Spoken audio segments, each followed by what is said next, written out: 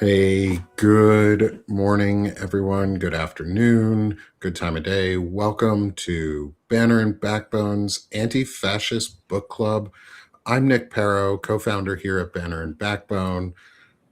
Welcome, everyone. We are starting a new book today. I'm joined, before we get into any of it, I'm joined by my good friends and colleagues, Tara Devlin from Tara Buster. Tara, how are you? Hello. I'm all right, fair to partly cloudy Good. these Hey, days. you're alive. You're 6 feet above the Well, ground. that's it. That's got That's to it. count for something, At right? least I'm in the fight here. So let's do Good. it. Let's keep this fight going. And also, next we have our good friend, the founder of Veterans Fighting Fascism and the book club itself, Christopher Goldsmith, as well as On Offense, doing some incredible interviews. Hey, Chris, how are you? Hey, how's it going, brother? Thanks for having me. Yeah, glad you could make it. Glad you're here. It's always good to have you. And rocking the book club shirts. Glad we can. I got to put some merch links up too in Yeah. our I show need notes, it. please, I need the merch too. because people have been asking to like, hey, where can we buy the merch? I will include a merch link for if Chris, is it just it's just on the website? Oh, wait, I gotta get something. Veterans.org and click store at the top. It'll bring you there. I want to show you Sweet. something. Wait, I'll be right back. Yeah. 2 seconds. Awesome. And while Tara's running around, I'm gonna flip her screen so that while she's not here, that way her stuff is facing the right direction. And finally, we have our other good friend, my good friend Stephanie Wilson from Freedom Over Fascism, Hi, friend all. here at Banner and Backbone, Sick of This Shit Publications, all the great things. Hey, Steph, how are you? Hi, all the things. I really like Tara's fair to partly cloudy, but you can use it. As I say, I am alive, I'm medicated, and I'm raring to go.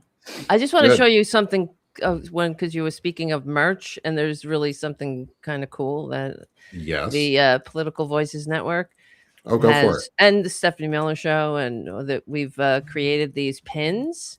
Ooh. Everybody likes to wear these lapel pins, but we created the No Kings lapel pin. Oh, cool. Yeah. I like that. So they're for sale on the PBN merch site, and it's 20. What is it? 2026 for $2026. To keep our eye on the prize. I thought that isn't that cool? I like you put them on your lapel. I like that. Yeah, I'm putting it on right now. So get one, and it all goes to keeping the independent liberal media going and growing. So, which is part the of new media because we're new media now. Well, right. Is that what we're calling ourselves? That's what I'm calling us, is new media. I'm done being called like independent or whatever weird non-media. Like I heard something about words and how we can like stop calling like things like China does it. I think it was your interview, Chris, on the Find Out podcast with, I believe, Governor Inslee of former Governor Inslee of Washington State. My former governor when I lived there. He did some good stuff. I approved of Inslee's work. I was glad he was governor. But you guys were talking about like the word choice on like how China, I think it was, changed how they talked about the environment instead of like clean energy or alternative energy or green energy. They just said new energy. That makes sense. And it's new energy versus, do you want to use new energy or do you want to be on old crusty and smelly, dirty energy? Do you want to be new and cool and hip and up to date? So we're the new media. I don't want to be part of that old media. That's true. I like that. And you're right, 100%, of course, because it is really about language and messaging. That's why I always say that, when they talk about, because that, they demonize the word socialism, but when we, of course, Americans love socialism. They love their social security, their socialist, roads, their socialist, education system, all the, socialist water when they turn on the tap.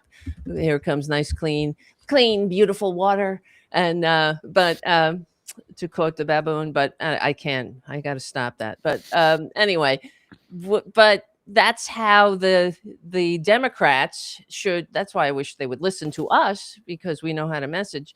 And you have to message it as a patriotic imperative, because that's what we're talking about.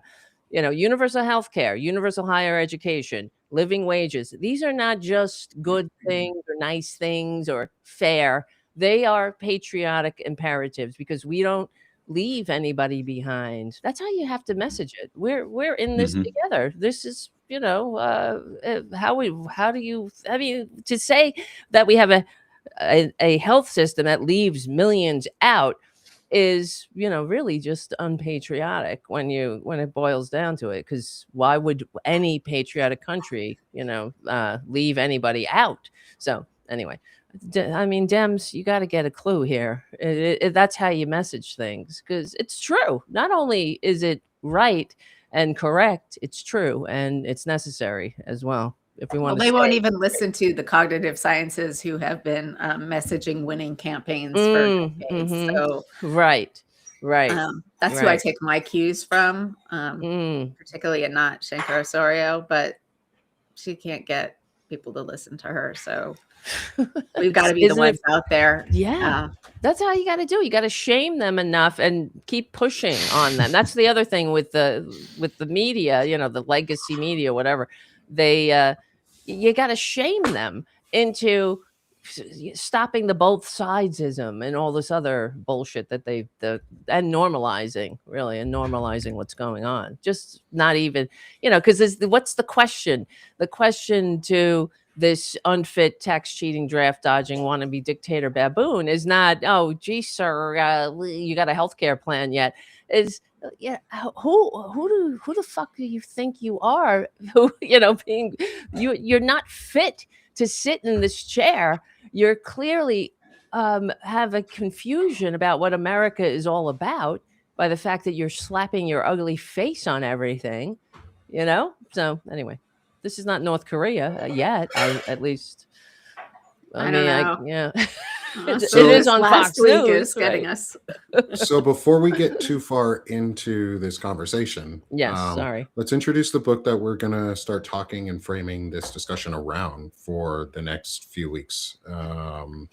Because this is the Anti-Fascist Book Club. We're here to bring knowledge and information and help show people how to start possibly their own book clubs locally.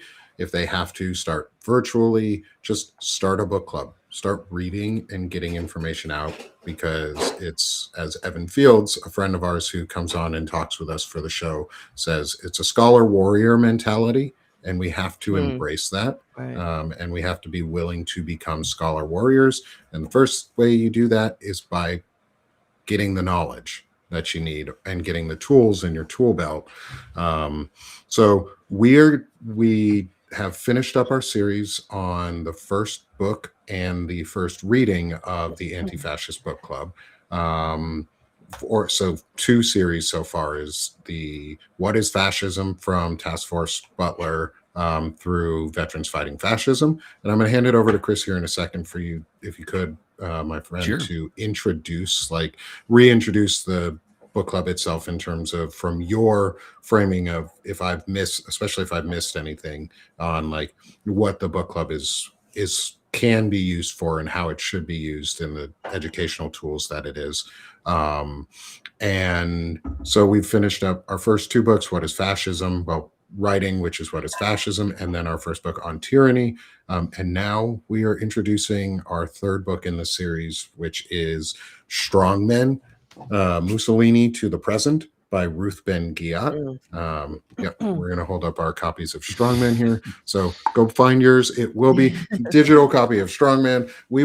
I will obviously link, as I always do, in the post show notes on where to get them from thrift books and online stores that are not large corporations, so you can support thrifted books and smaller sellers and local folks. But it's always to encourage, go to the library and see if they have a copy and check it out there.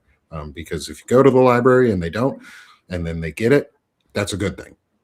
So Chris, I'm going to hand it over to you, brother, and let you reintroduce parts of the book club.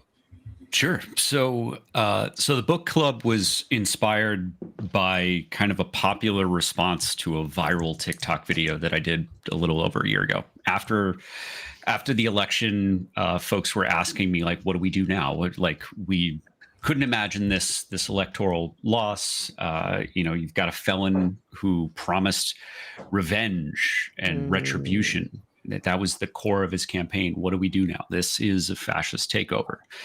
So I read out a list of books, and people responded by creating their own book clubs based on the reading list. So after folks got done with those, because I said you need to finish these before January 20th so that you're fully prepared, folks asked for more. So I formalized it, created a club on veteransfightingfascism.org. There are a bunch of guides, everything that you need to get started. The point of the book club is multifaceted. It is not simply just to educate you on fascism so that you can recognize it when you see it. It is to tell you the history of fascism. And the history of fascism is anti-fascists always win. It might take 2 years, it might take 40 years, but the anti-fascists do win. So there is a lot of discomfort in reading about things like fascist takeovers and the Holocaust, but there is, I think, a lot of encouragement in reading about the resistance. And the thing that the Anti-Fascist Book Club wants to do the most is to help you build community. This is an excuse to get out of the house. Yes, we're doing this online, but we are all nationally focused. In order to combat fascism, you need to rip it out from the roots, and you do that where you live. So find your clique, find your group of friends, family, strangers that you're meeting in your town's Facebook group. Sit down over coffee or a beer or whatever you want to do. Read these books together. You will build trusted relationships, and you take those trusted relationships, you go to town meetings, school board meetings, and you stop people from banning books at your local library or at your school. That is the first thing that the fascists always come for, that and the LGBTQ community.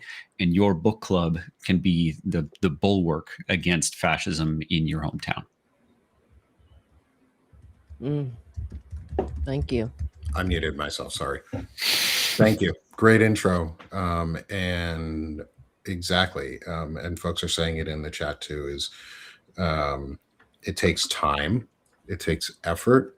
It's purposeful. It's directed action, and it's directed purpose. And it's how we've made a lot of connections with each other here virtually too, that have been incredibly powerful, and are going to help us. I'm going to specifically talk about some of it too, is in terms of how we can use these book clubs as especially this virtual one, as a way to get change out there. Is this has allowed us to make connections between friends on here, where we can get reporting out, say, around flock safety cameras, and put templates out for folks to be able to do very simple and easy pre-formatted FOIA requests for your local police department, to ask them to release their data retention policies if you have flock safety cameras in your communities. On top of that is like, what are their installation policies? What was their public oversight? Like, how did they get the approvals on this? Because we have friends and we've met people through the book club and through the community building that we're doing here, we get to put out those tools, and we get to work on those types of things and make that possible for people at home to also participate even more. Like, this isn't just for us, because like Chris said, we're nationally focused. That national focus though can give you hyper local tools, sort of like as the dog alarms go off, is we can give hyper focused local tools by our national connections. And regional focused tools on through our connections. And so keep coming into these book clubs with us. This virtual book club, we're basically going to be doing this for ad nauseum until fascism is defeated. There's books out there forever and days. That's going to be a nice day. Yeah, it'll be a nice day when we can turn the book club into just the book club. And we just hang out, and we don't have to be specifically anti-fascist, because anti-fascism, would be the norm and the standard again. And so I'm glad we get to do these a lot. And so your connections matter. Those in the audience who come every week, those connections matter, because you're getting the tools, and all you have to do is tell one person or two people. Tell two friends about what you've learned today. Do it in person. Talk to them in person. Text them. Call them. FaceTime them. Whatever. Two friends that you're really good with, and just say, hey, I learned this really cool, interesting thing, or I learned about this book in a book club that I'm part of, that I join in, and I ask questions to as part of the chat and live podcast of it. Like, we were talking about this neat book. These are the things we can do at home, or these are the things that are going on. Like, have you seen new cameras coming up in your community? How do you like being surveilled all the fucking time and having your movements tracked? Do you want to stop that? Well, come to this book club. We can give you the tools to do that. Like, just tell two friends, share it. And that's all that's a simple entry point into anti-fascism and civic action. And it makes you feel good at the end too. You feel good when you put out good content and good information, and you make new connections. Very true. Absolutely. True. Sorry. Go ahead, Steph. Yes. No, what I was going to say was going to be off topic, so I'm going to refrain. But I think this is awesome, and I think the communities that we've started to build, that we connect with through the chat and having people on, and even having new and slightly different ideas and context. Chris, I saw one of your lives over, I don't know, time doesn't mean anything, but it was when you were talking about your research into the ultra right wing. And, I was thinking about the kind of context things that I do. And I think all of it comes together to create lots of the different sides that we need to have a connected community that understands where we are at this moment. And as I mentioned in the chat, like, one of the things I do is talk about, how do we talk about politics without talking about politics? And if people are interested, I have thought about creating a live or some sort of book club around not the strongman kind of books, but the series like Andor, which is as anti-fascist as you can get, and we can learn a lot from entertainment as well. Yes. Yeah. So science fiction is basically anti-fascist, like almost, whether it's Starship Troopers or Star Wars, it's all Isaac Asimov's Foundation. Mm-hmm. Yeah. So I just started talking to an historian who is also a fiction writer about doing exactly this. It has been my intent for a long time to write an anti-fascist book club fiction book list. It's coming, not anytime soon. It'll happen when it happens. But that might be paired with a new podcast series. We'll see. Awesome. That's awesome. I think we need more of these anyways. And Steph, I'd say go for it. Like, start one, go for it. I'll even help I don't have to co-host it. I can help promote it though on Banner and Backbone, and you can just play it here, and we can let you run free on another book club. Like, all right, Banner and Backbone book club to... section seems like a good use of people's time, and we have a community that likes coming here for them, and I think you could easily expand that into an incredible secondary book club series. So yes, I would love for you to do that. I think it's fantastic. All right. If any of you in our community wants to think about doing it with me, I am open to that as well. Awesome. See, this is the importance of the book club, is we can do more than just one. We can multitask. We can hold multiple truths and do multiple things at once. And if we get, say, Stephanie with 3 or 4 or 5 new co-hosts that aren't us, that are different voices in the community, that's a huge enrichment for so many people on different perspectives that are not mine.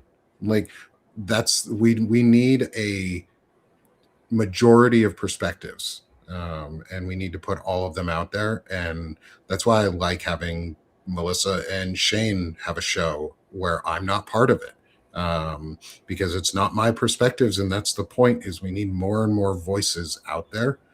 So please contact Stephanie if you're interested, and we'll get it figured out and start a new book club for her. Right. We got and you. I'll just add more to my list of things. Yes. Yep, I'll just pile more onto your list of things to do. Yeah. But if we can get at least 3 friends for Stephanie that are not already on this show, that would be incredible. Like, that would be amazing, and I think we could easily do it. All right, let's do it. All right, let's talk about Ruth Ben. Yeah, let's talk about Strongmen. So again, this is the Anti-Fascist Book Club. If you haven't figured that part out already, welcome. If you are allergic to information and knowledge, now is the time to leave. Now's the time to stay, damn it. Actually, now's the time to stay. But if you're allergic to knowledge, you're going to have a hard time today. Yeah. And thank you to whoever scanned the QR code. That's for Veterans Fighting Fascism. That links directly to the homepage. And I'll be putting more links up after the show with all of the other content around books and finding them. But anyway, we're doing Strongmen by Ruth Ben. And today we're going to focus really on the introduction of the book, and maybe get into it a little bit. It's broken down into 3 major parts overall, so we'll probably group our discussions depending on how long we go into smaller segments, things like that. But we'll see. That's the fun of the book club. We spent 8 weeks talking about a book that was rather short, and I think it was really important that we did. So Stephanie, do you want to, I'm going to put you on the spot. Do you want to start at all with anything from the introduction that piqued your interest, or is there an introduction to the book that you have? Well, let me give Stephanie a minute to gather her thoughts, and I'll tell you why Strongmen comes in this order after On Tyranny. So On Tyranny is, I don't have it at the moment. It's a teeny tiny book. The reason that is up first, it's the first physical book, is because you get a dopamine spike from going cover to cover, and I wanted to make that easy, right? So start with On Tyranny. It gives you a good instruction manual on how to resist authoritarianism. Strongmen comes next because this is teaching you about the rise of fascism, starting with Benito Mussolini, which is where the term came from. It talks about both these historical figures and these contemporary ones. I'm 40 years old, right? I think that if you asked me 10 years ago, was there a fascist government around, I would have said no. And that's not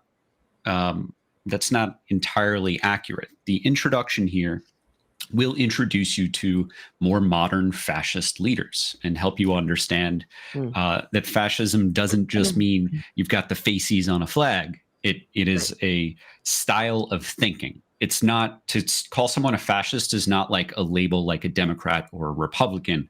It's a way of gaining power and a way of ruling. And it is self-destructive. So after this book, which gives you an understanding of the history and the modern context of fascism, you move on to Surviving Autocracy by Masha Gessen, which will help you understand what you have been surviving in real time. It talks about life under the first Trump presidency. And with that, Wow. I'll kick it back over to Stephanie. Well, thank you, Chris. So one thing I want to add to what Chris just said is that Ruth Ben-Ghiat makes the point that fascism is a 20th century concept that starts with Mussolini. I just want to add that all the different flavors of authoritarianism, actually, it doesn't start with Mussolini. She said it started with Mussolini, but it doesn't. It was Franco, but in Spain. But as I think of that, still 20th century. Doesn't mean that back through all of the different civilizations in time, there weren't authoritarian rulers who used violence to keep down their people and to amass more power and personal wealth. But what we're focusing on is starting in last mid-century Europe forward. And I think one of the things that's most interesting and sort of convergent with our moment right now is that the things that she pulls out as really important elements of how fascist leaders, say since Franco, have done it is propaganda, which we see all the time with look at Trump's trying to trying to, have a hostile takeover of a bunch of media companies, from even Netflix taking them over, which is taking Warner Brothers, but which includes CNN. So that's another news source. CBS was just taken over by David Ellison, I think. I mean, so all of these news sources are one by one coming under the auspices of people who are there to gain personal power and wealth. Also, she talks about the direct linkage of the idea of the reason that she calls this book Strongmen is because they are all men. Even strong female leaders have done things in different ways and not to the extent that these strong men have. So masculinity and virility is linked in really closely. Corruption, self-dealing, making money from the state and from business and from foreign powers, and that being one of the central reasons that you do any sort of international relations is what is the ruler and his family and his cronies get out of it, and using violence as a way to state-sponsored violence. The fact that ICE just got a bump in its budget. It was essentially the same size as the FBI, and now it got another I think 10 times, maybe more, disgusting budget than even the FBI, who's been pulled off of their real work to follow ICE around and help them. So these different elements are all come together to form a particular kind of authoritarian ruler who often like each other more than anybody else. It talked about Berlusconi and Putin and how they were besties. So I think thinking about those things, media and virility and masculinity and violence and corruption as sort of this set of intertwined phenomena that help us put a circle around what are we talking about here when we talk about strongmen fascists, as opposed to, maybe in the past, the kings who had direct, you know, whether it's the Caesars of the Romans or the kings within Europe, France and England most particularly, or the Russian royal family, that is a difference that we see for the last, say, 100 years than from what came before. So, yeah, and I want to jump off of one of the last things that you said about the friendships between these fascists. This is so clear in Donald Trump with his desire to get close to Putin and to Kim Jong-il and all of these other authoritarians who the rest of the world have zero interest in having personal relationships with.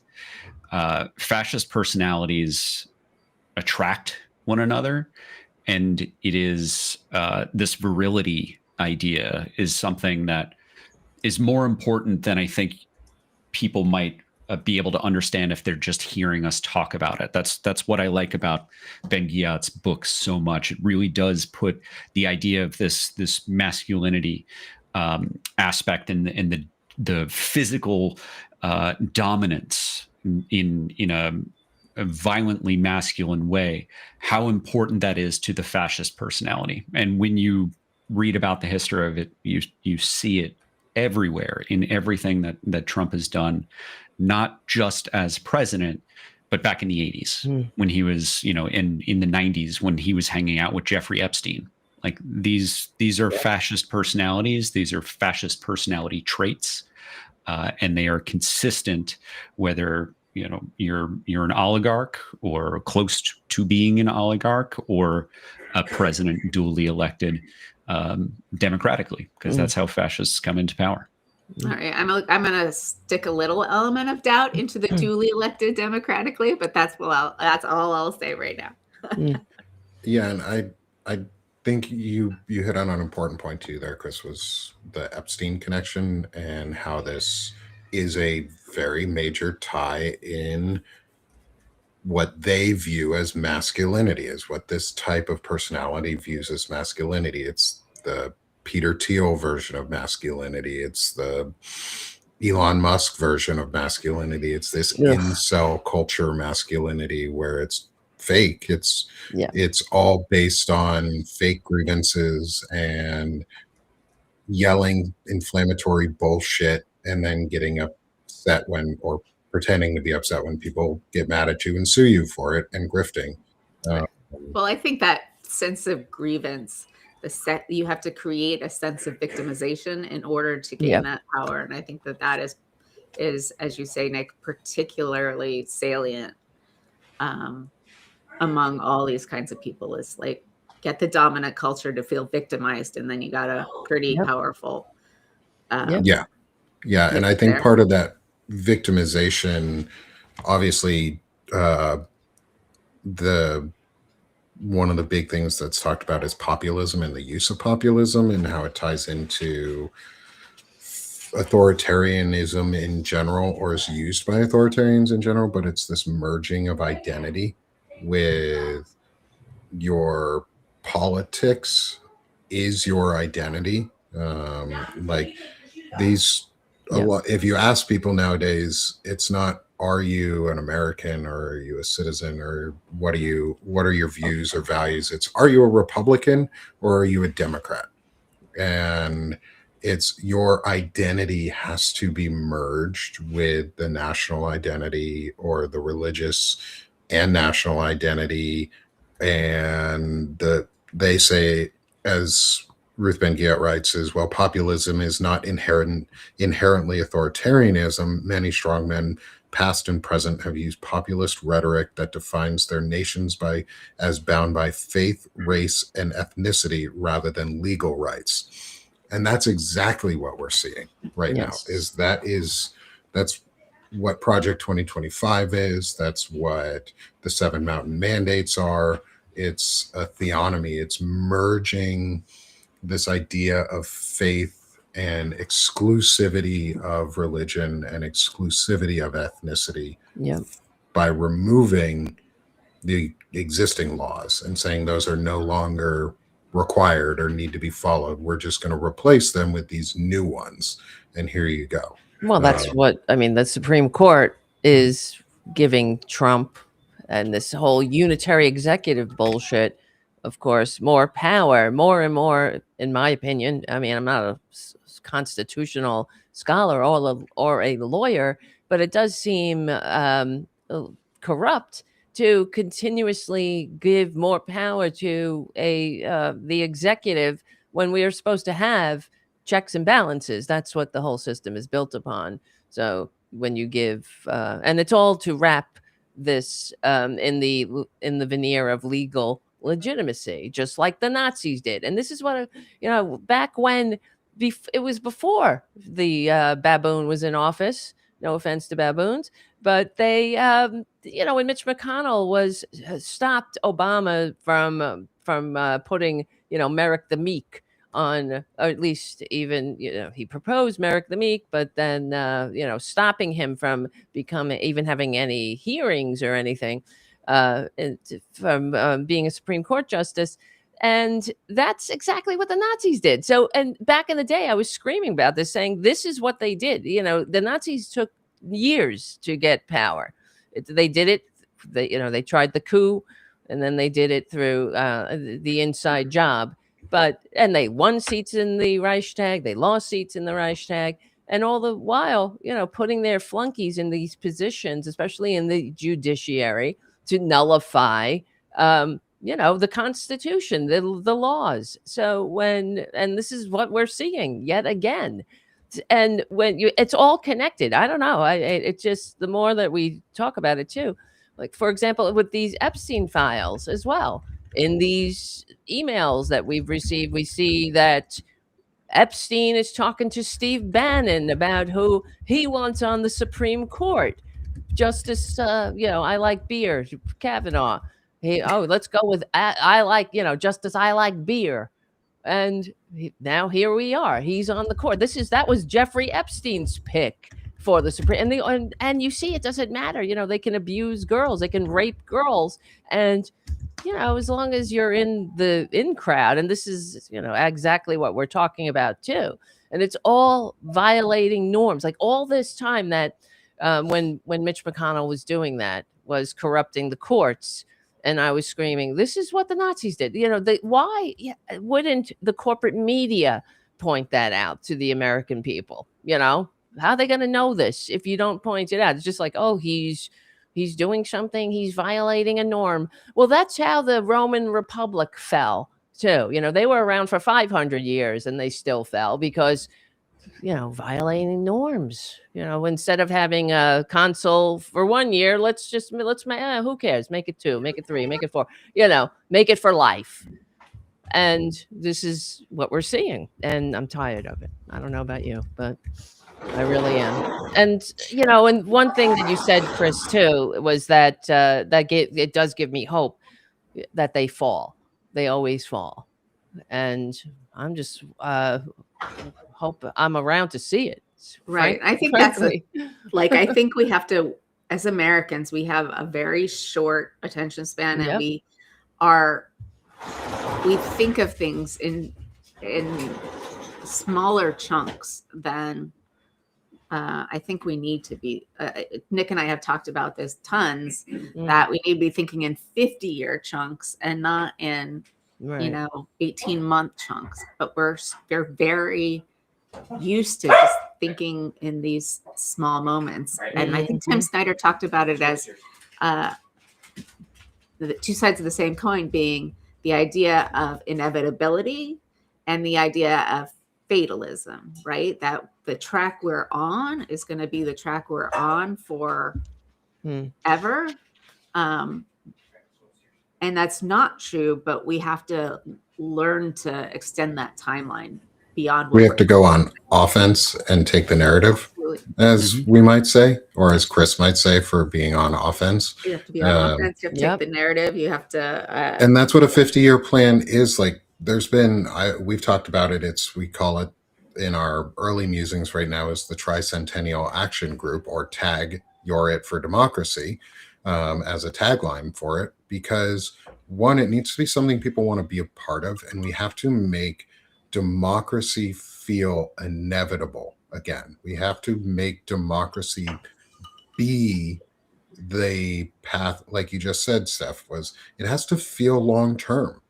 Right now, democracy doesn't feel long term anymore to people. It feels pretty unstable because it's been made to feel unstable. Yeah. And part of making it feel unstable was, I think we were all convinced, just like you said, that we have to do things in short time spans only. We've been convinced that we can only pay attention to 30-second sound bites or 1-minute clips on TV because that's what the news became, not because that's what we wanted or what we actually desire for information, because it seems to me like we get quite a few views. I mean, we have almost 200 people here on Substack with us. We're over 200 overall in viewers right now. We are every week. And this video gets shared out on multiple Substacks, and people watch these recordings and see what we're talking about and get these narratives, and it feels like we've been lied to, that people have short attention spans, and that if we can break part of that programming and that lie down, that people will once again start seeing like, oh, we have another path, because fascism is creating so much chaos that everything is too fast to do. It's all flood the zone all the time. You can't get a footing. You can't feel stable. So, but long form content, 2-hour long. Uh-oh. Getting Chris, I think you were about to say something. Yeah, I'll jump in case the robot gets back to us. Yeah. So, Nick, I don't know if you saw it on your end, but you disconnected, so we missed you for a second. Yeah, I did. I saw that. But so there's one paragraph that I want to read out of the introduction that I want you to keep in mind that this was copyrighted in 2020, so it was probably written in 2018 and 2019. So just think about where we are and how prescient this feels. Elites are the authoritarians' most important promoters and collaborators. Afraid of losing their class, gender, or race privileges, influential individuals bring the insurgent into the political system, thinking that he can be controlled and he solves their problems, which often involves persecuting the left. Once the ruler is in power, elites strike a, quote, authoritarian bargain that promises them power and security in return for loyalty to the ruler and toleration of his suspension of rights.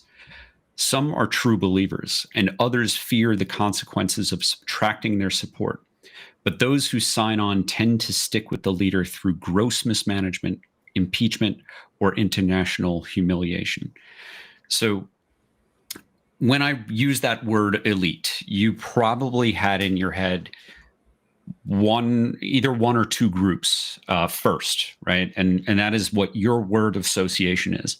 Elites could be Mark Zuckerberg and Elon Musk, or they could be Paul Ryan and the rest of the Republicans who brought Trump in on the first one in first term and helped him consolidate power.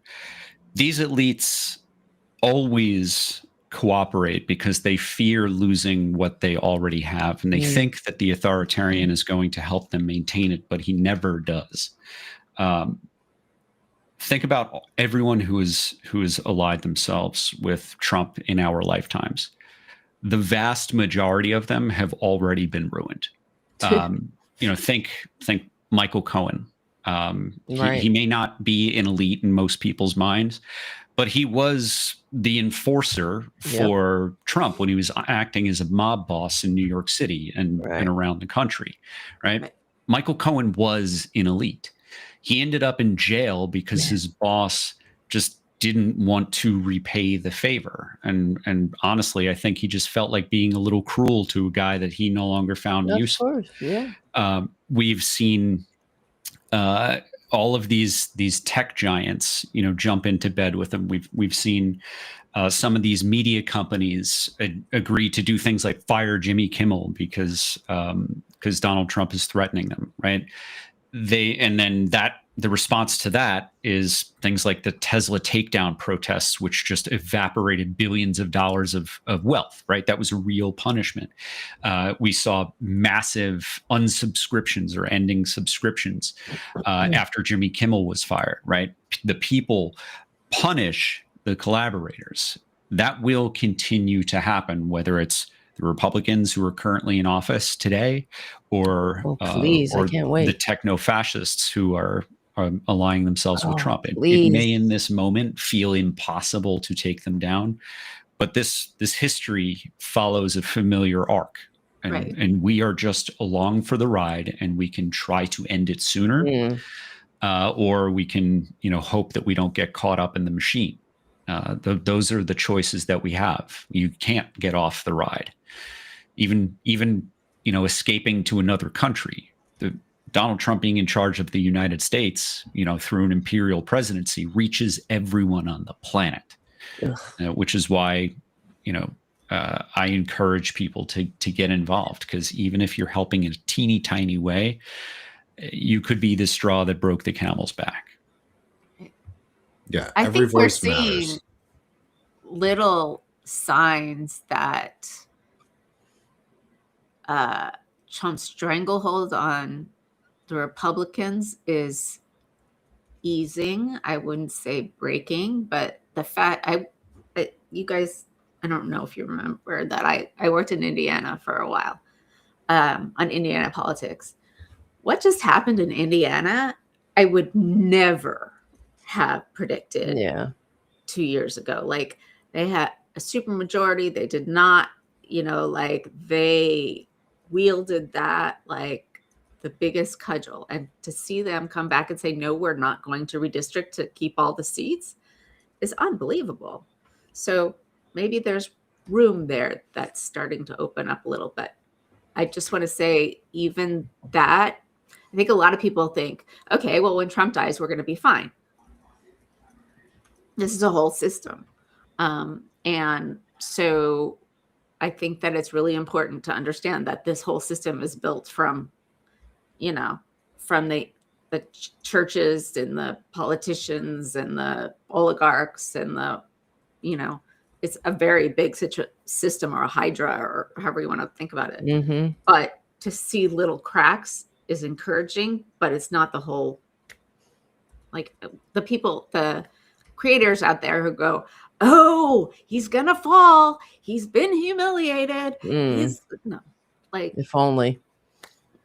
Yeah, we need to have a little bit of a more realistic view on that one. Yeah, if it was only that easy that we could topple a strongman like that, like, the big thing that the best way to get strongmen out, that I think, is we re-empower citizens to feel engaged and want to participate. Like, we're starting to see candidates all over the country who have stood up, who are strong candidates, who are running from federal to state and local races, who are not afraid to speak out and speak the truth and put a message that they don't have to get permission to say the messaging. Like the win in Miami, the mayor's race in Miami, where they didn't wait for permission from the Democratic Party. There was no national attention on that race, and she still won huge numbers. The mayor, there's a new Democratic mayor in Miami, I think it is, and that was not expected. That was not expected to be, especially that large of a win. And it's the same thing that Zoran Mamdani did in New York. It was talked about the 3 A's, the AAA effect that we need to do to take a messaging win and actually beat the populist at their own game. Like we have to win the messaging game before anybody will listen, because that's how you get people to listen to your arguments, at least on these national things, at least I've found.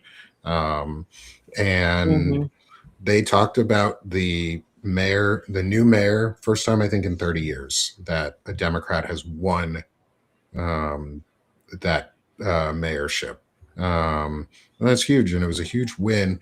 But the messaging is all affordability, accountability, and authenticity, and that's it. They're doing a AAA rescue plan and AAA, I hope you don't sue me. Like, I'm not trying to steal your tagline here, but it's a plan to rescue democracy, is to restore and reclaim these values and do it through authentic candidates. And I think that's how you win against a strongman. Is you take the authenticity that they are lacking, and you just bring people out who are authentic about what they want to do and who don't have that elite backing. Because Chris, you said elite, and my first thing that came to my mind was Mark Zuckerberg, Elon Musk, and Jeff Bezos. I was like, yep, those are the elites. They are trying to take over the world.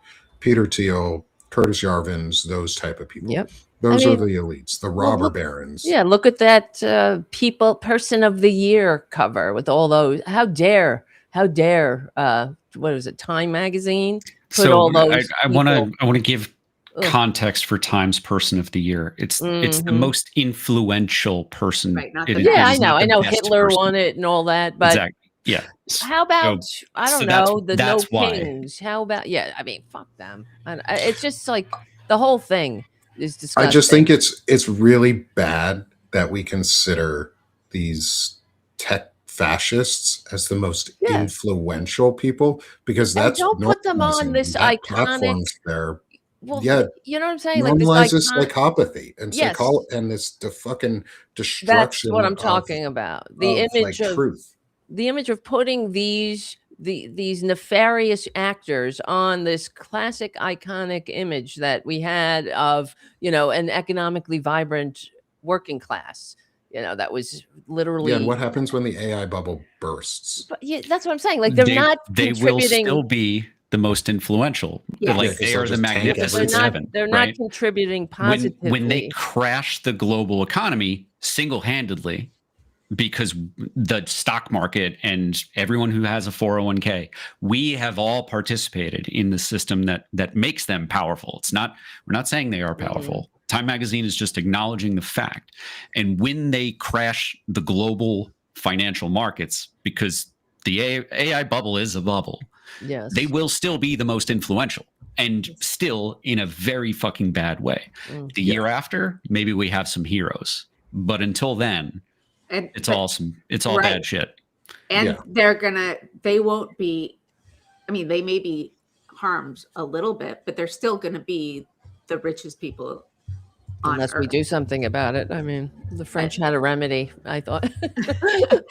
I mean, but it's looking a little attractive. No, I know we don't want to go. I mean, Musk is almost a trillionaire. I mean, fuck that though, too, right? And this has to be enough is enough. There is no reason for a billionaire. There's no reason for a trillionaire, and this is the problem in the country. And it all comes down to propaganda, in my opinion. Because we wouldn't have been here without propaganda, without the normalization of this concentrated wealth.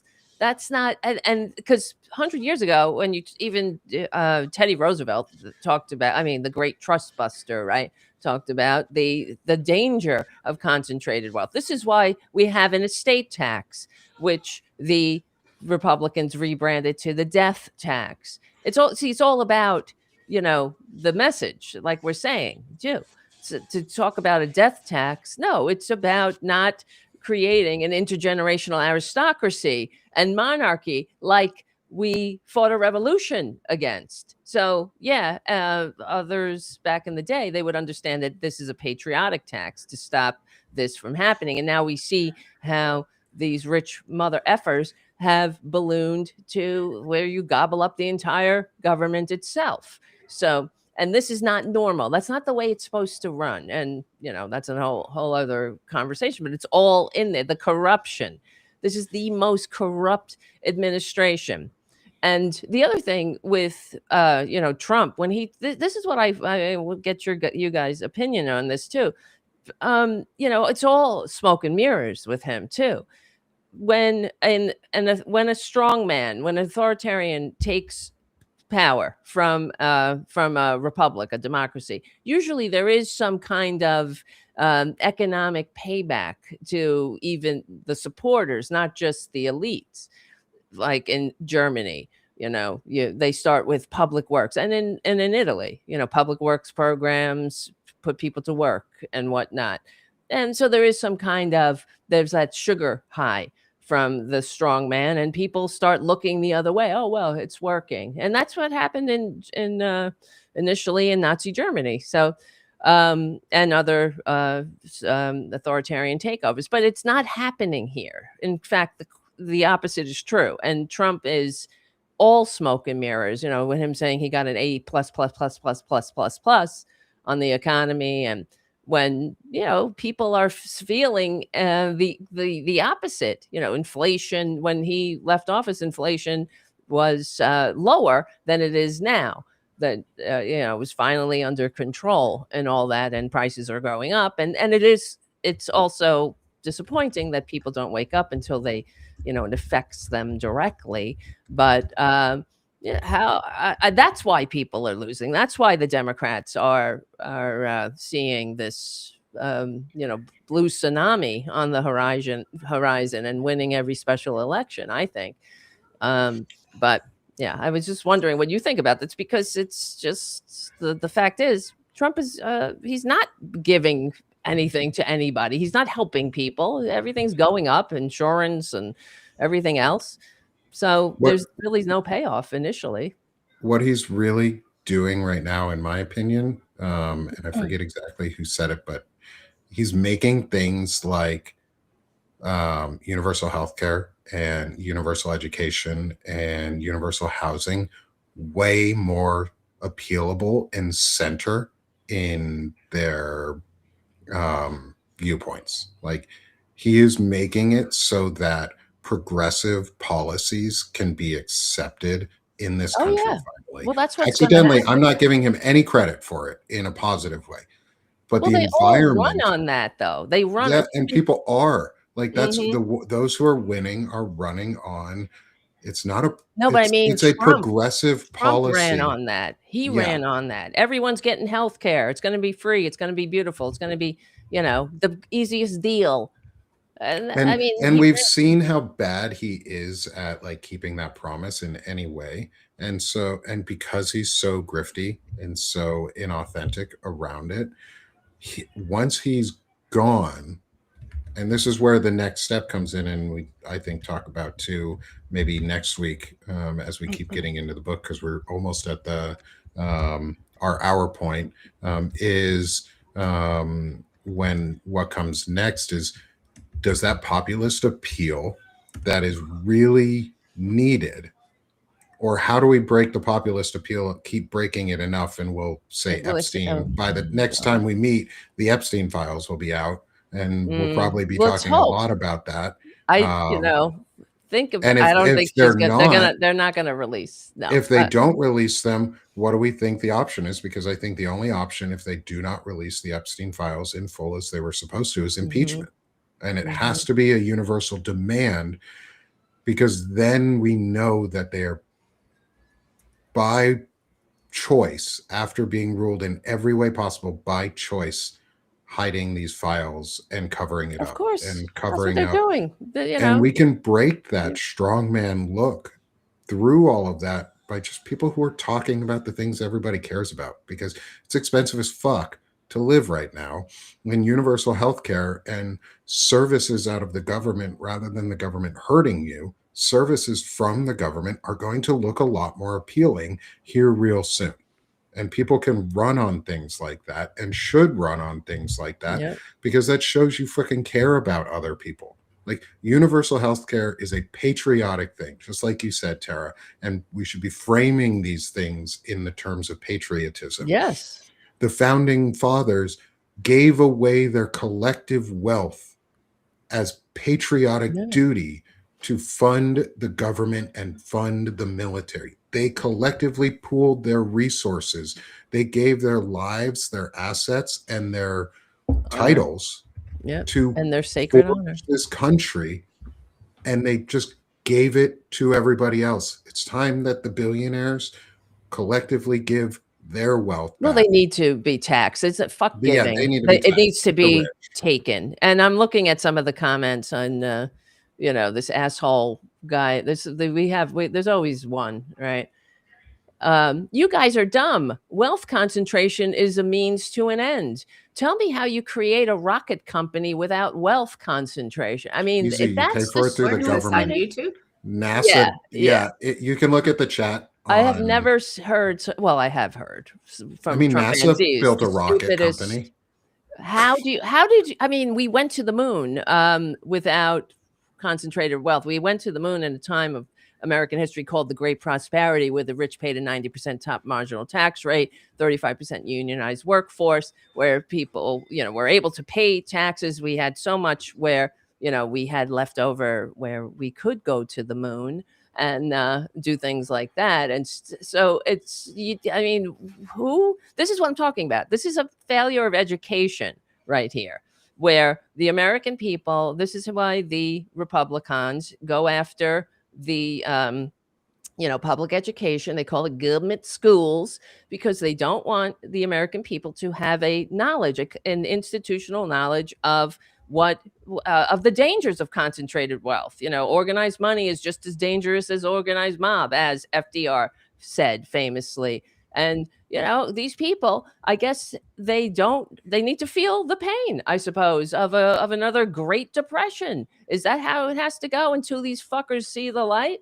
That we have to make a choice. Like Justice Louis Brandeis said, you can choose money in the hands of a few, or you can have democracy, but you can't have both. And it's really about a shared prosperity and economic prosperity. And we went to the moon in a time called the Great Prosperity, where the United States working class was the most upwardly mobile, where there was the slightest income gap between rich and poor, in the white working class specifically. But that was because of government policy, not because billionaires felt like trickling on us. In fact, that's what we came out of, because of government policy. Because of lack of government policy, we had the first Republican Great Depression, and then we almost had the near second Republican Great Depression in 100 years. I mean, this is what happens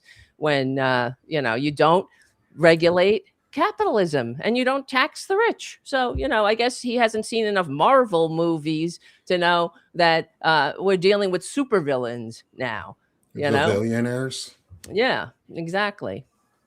And I think that's a great point too to end on for this conversation for today.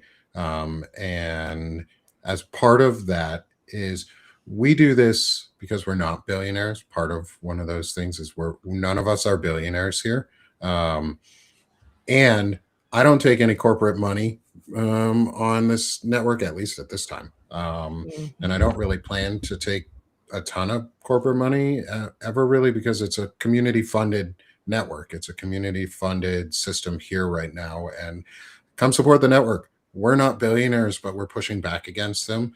And the one thing that we need to be able to do is get this message out and get it to a broader audience. So become a free subscriber here at Banner and Backbone, or paid. We've got a Blue Friday sale going on, because you need to donate, or you should and can. And one of the biggest ways to vote with your power, the most power you have every day, is vote with your dollar. And don't fund corporations. Don't give them your money. Fund causes you care about. Timothy Snyder taught us that lesson in On Tyranny. Fund causes you care about. So come help Banner and Backbone. And then we're going to jump over to Stephanie Wilson. Come help subscribe and join to Freedom Over Fascism. Steph, sell yourself. So Freedom Over Fascism is where we talk about the context that we're in. We talk about building community. We build community. We talk about creative solutions to where we are and the kinds of civic actions that we can take. I definitely, if you can afford a paid subscription, that would be great, or a free, that also really helps.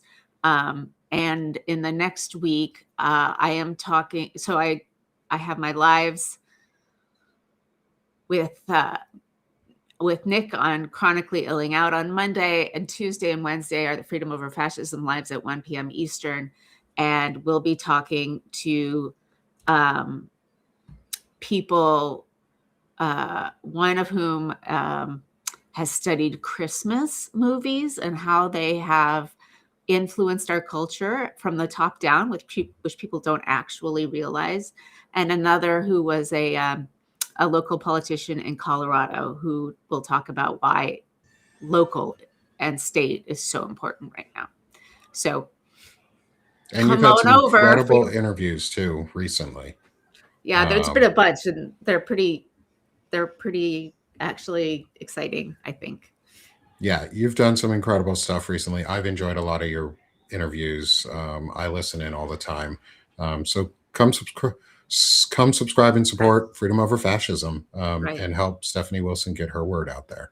Thank you. And you can also like just bump it up to 1.5 speed and get through it a lot faster.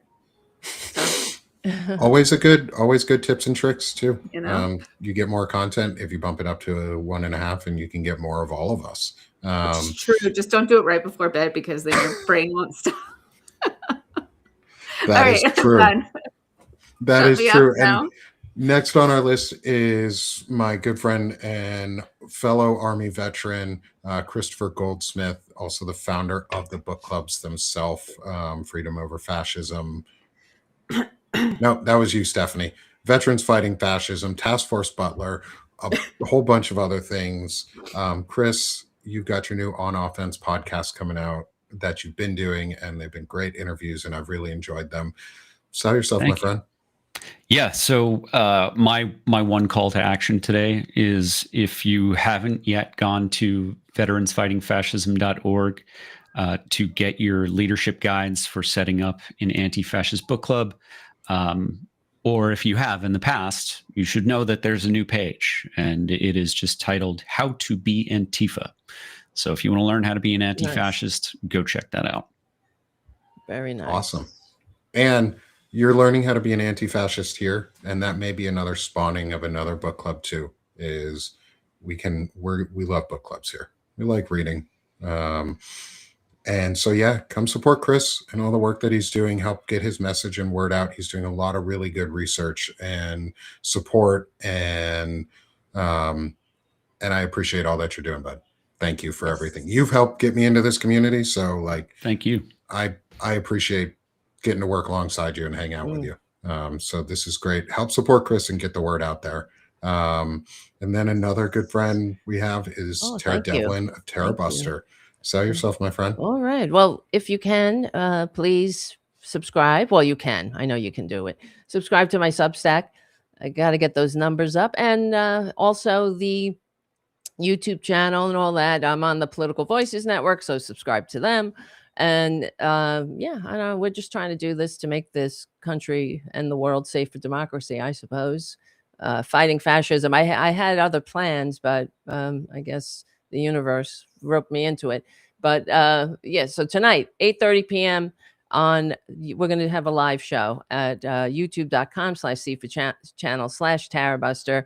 It's just going to be me tonight because I'm a little bit salty today.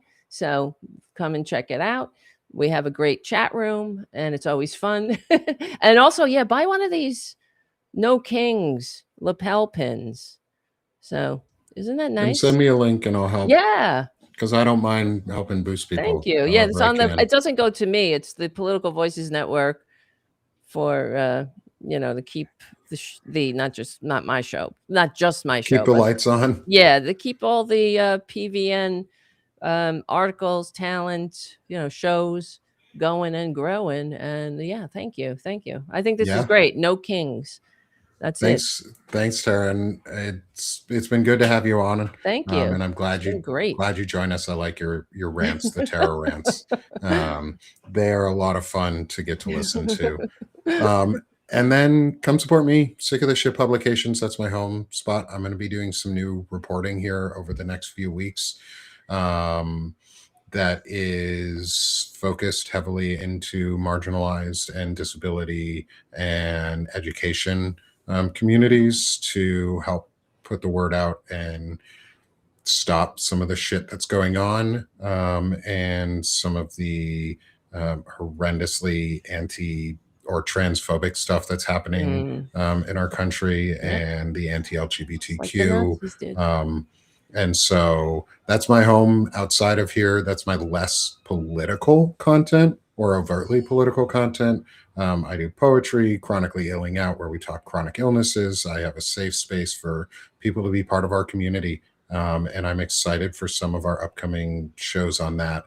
But that's my Sick of the Shit Publications. Come join me there. And then again, come join the network, Banner and Backbone. That's how we get all of this. We're going to start putting out, hopefully soon, another book club in the next few weeks, maybe with Stephanie Wilson. We'll talk about that. We'll talk offline. I missed something here. Guys, I got to jump. Okay, Chris has got to jump, and we're going to end it here.